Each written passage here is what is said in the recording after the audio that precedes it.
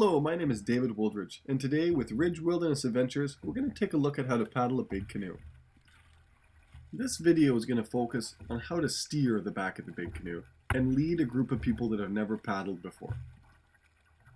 One of the beauties with the big canoe is that with one person in the stern who knows what they're doing, they can take out a group of people that really have never paddled before. So it's a beautiful way to introduce people to canoeing. The basic paddle strokes we use to steer are the stationary pry and the stationary draw. You'll see how these work in the next clip.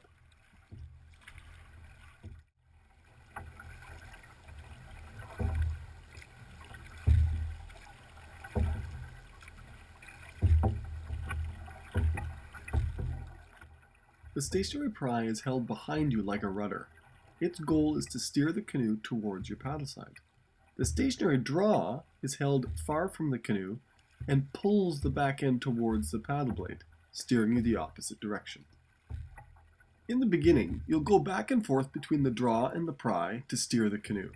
This can be done either, like you see here with an in-water recovery, or in a moment, you'll see how we do an out-of-water recovery.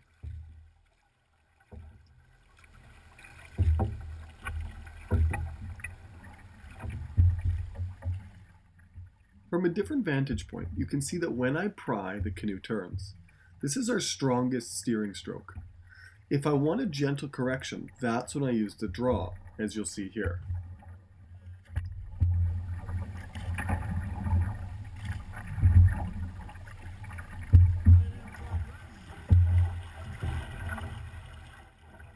If the stationary pry doesn't work, we transform it into an active pry. The active pry allows for more power and more steering. You'll notice what I'm doing is I'm prying away from the canoe and then turning the blade 90 degrees on itself to recover back to the boat to continue with the pry.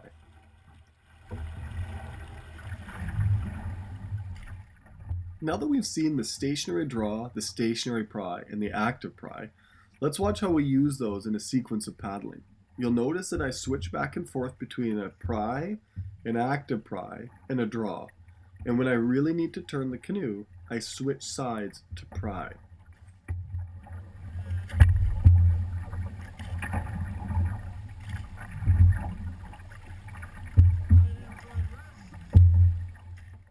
In addition to the stern person's paddle strokes, you also have a number of paddlers in your canoe that you can utilize to help you. The progression is stationary pry, active pry, and then we start to think about engaging some of our paddlers. Now at a basic level, all that means is having one side of the canoe rest. An easy way to remember which side you want to rest is it's the side that you're prying on. That way the outside paddlers are assisting you with the turn, while the inside paddlers get a bit of a break. The stern paddler is actually the most active paddler in the canoe. You'll notice that when I'm not prying or drawing, I'm paddling forwards. We don't want to just be in the back a dead weight. We want to add to the propulsion wherever possible.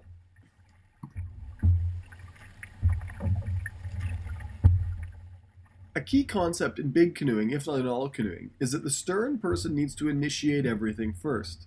You'll notice that I don't ask any of the other paddlers in the canoe to do something until I myself am active.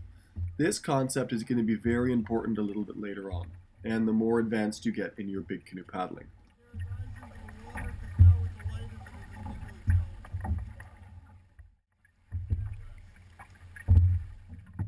A very important skill is stopping. This one's pretty self-explanatory.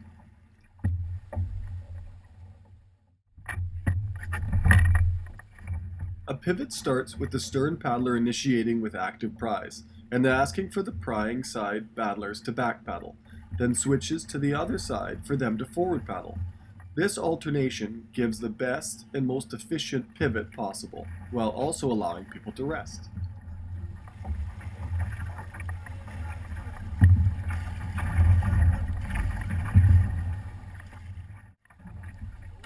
The ability to dock a big canoe with novice paddlers who don't have draws or pries is really important. The way we do this is you slide up to the dock, and then the paddlers beside the dock back paddle, and this slides you in towards it, as you see here.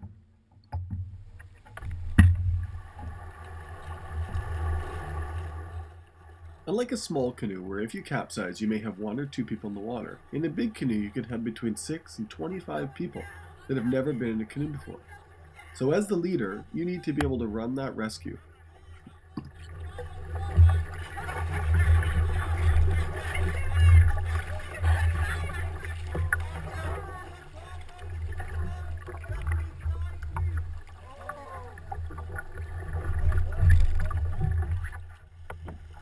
Once everybody's in the water, make sure everybody's okay and get them back to the canoe.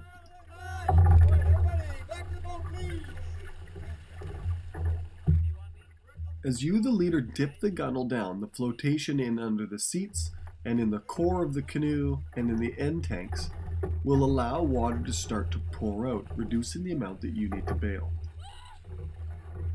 It's at this point that you want to get somebody to swim around to the other side of the canoe.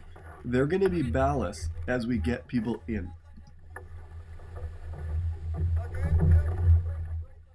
The leader gets in first. The reason for this is that you can start to bail while issuing directions to the people in the water. There's 2 methods for bailing. The one that I'm using here is the paddle. This I found to get the most amount of water out of the canoe. Unfortunately, you need to stand in order to do it, so it does take a bit of balance. The other methods would be using your bail buckets, which you'll see in a moment.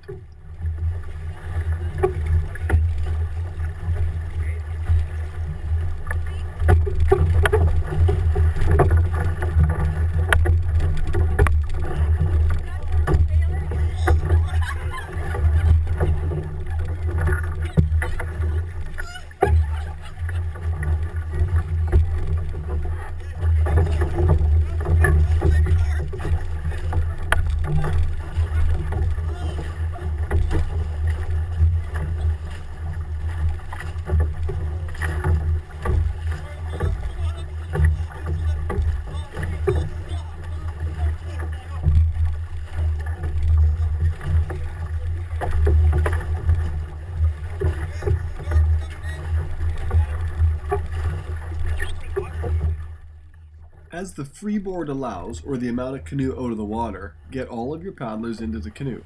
Hopefully they can help you bail. If not, they're at least out of the water.